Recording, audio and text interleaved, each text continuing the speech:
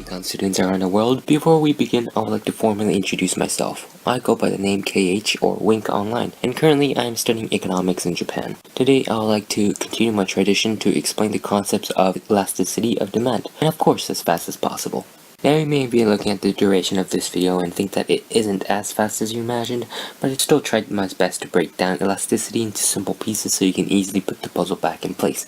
Let's get started. There are 3 different concepts and formulas you need to remember by heart in this video, which are PED, XED, and YED. But before that, let's start off by defining elasticity of demand. Elasticity is a measurement of responsiveness. It measures the amount of change in demand when a certain change to a factor is made. First thing that I think of when someone says elasticity is, well, elastic bands. Elastic bands come in many different shapes and sizes. Some are thick and stiff, but some are thin and stretchy.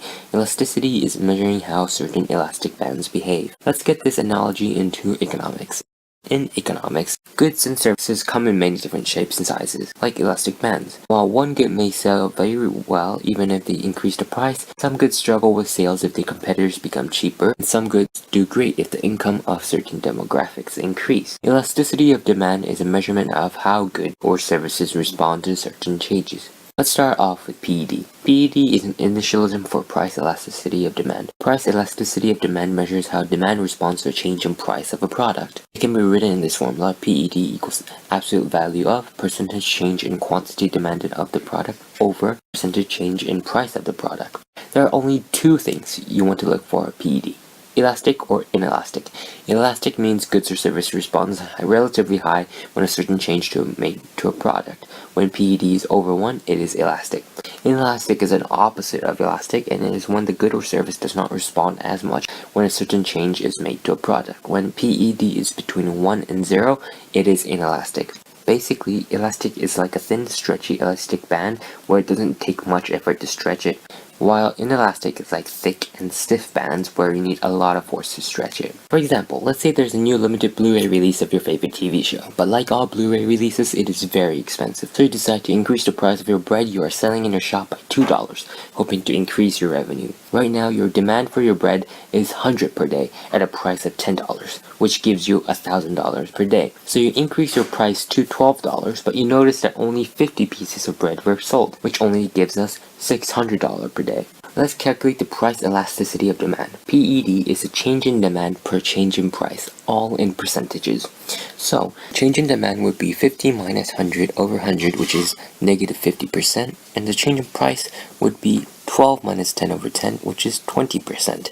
So the PED would be negative 50 over 40 with absolute value, which gives us 2.5. Since your PED is bigger than 1, your product is elastic, which means if you change your price, the change in demand will be a lot bigger. In this case, if you increase your price, your customers will stop buying your product more than you thought. Like in this case, you lost revenue by increasing your price of the bread. Simply, if your demand is elastic, often it is a bad idea to increase your price. Let's see XED next. XED is an initialism for cross elasticity of demand. Cross elasticity of demand measures the change in demand for a good due to a change in price of a different good. This means, unlike PED, we will be examining the relationship between 2 products rather than 1. However, our initial idea of comparing demand to price does not change. The formula is XED equals percentage change in quantity demand for product 1 over percentage change in price of product 2. When XED is bigger than 0, the 2 goods are substitutes, like Messenger and other messaging apps. However, when XED is lower than 0, 2 goods are complements like hamburgers and french fries. Lastly, when XED is perfectly 0, it means those 2 goods are not related to influence demand of each other, like movie tickets and avocado. Let's look at an example. You discover the new iPhone Apple releases $100 cheaper than its predecessor, which makes it only $500 now, increasing demand. You go to the Samsung Galaxy store next and discover that there are less customers, let's say around 20 people fewer than the usual amount of 100. You can find if the iPhone and Samsung Galaxy are complements, substitutes, or not related by calculating the XED. The change in demand is 80 minus 100 over 100, which is negative 20%, and the change in price is 500 minus 600, which is negative 17%. So the XED is therefore negative 20 over negative 17, which is 1.17. Since our XED is bigger than 0, we can say that the iPhones are substitutes of Samsung Galaxy. They are competing with each other. This number explains that if iPhone decreases their price, the people who usually buy Samsung phones will start buying iPhones. Lastly, let's talk about YED. YED is initialism for income elasticity of demand. Why? Well, I don't know. But in economics, YED is the income elasticity of demand. The income elasticity of demand measures how demand changes due to the change in income of the consumers. This means we will be finding the relationship between demand of the product and change in income. The formula is YED equals percentage change in demand of the product over percentage change in the income. There are 3 big concepts and 2 smaller concepts that we need to remember in YED, albeit it's a little confusing at first, but it'll get better as you practice. Number 1. When YED is bigger than 0, it means it's a normal good. Remember what I said in PED? When the YED for a normal good is larger than 1, it means it is income elastic. When it is between 0 and 1, it means it is income inelastic. There are 2 smaller concepts that we need to remember for when your YED is bigger than 0. When YED is high, it means that it's a superior good. It is because demand for these goods decline drastically when people don't have money, while it increases when people get more rich. For example, vacation to a faraway land. When YED is low, it means it's a necessity good. It is because demand for these goods are always presented regardless of change in income. For an example, you need to buy water no matter how rich or poor you are. 2. When your YED is less than 0, it means that it's an inferior good. It is because demand for these decreases as income increases. This tells us that people are refusing to buy these products and is looking for a better substitute when they have enough money to afford them. Number 3. Again, when it is perfectly 0, it means income and demand does not relate to each other. Since it's very complicated, let's replicate a situation with an example. Let's say that the economy is good and the consumer experiences a rise in income by 20%. You find out the demand for these rice increases by 10%. Therefore, YED is 10 over 20, which is 0.5.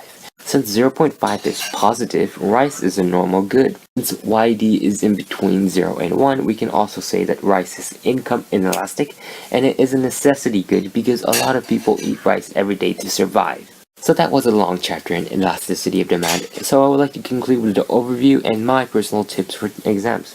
PED stands for price elasticity of demand, absolute value of change in demand over price. Over 1 means elastic, but between 0 and 1 means inelastic. XED stands for cross elasticity of demand, demand A over price B. Over 0 means substitutes, under 0 means complements, and perfectly 0 means they are not related. YED stands for income elasticity of demand, demand over income. Over 0 means it's a normal good, high number means it's superior, and low number means it's necessary. For YED, my personal tip is to remember what I talk about in PED. Remember that YED over 1 means it's income elastic, and YED between 0 and 1 is income inelastic. When YED is below 0, it is inferior, and when YED is 0, it's not related.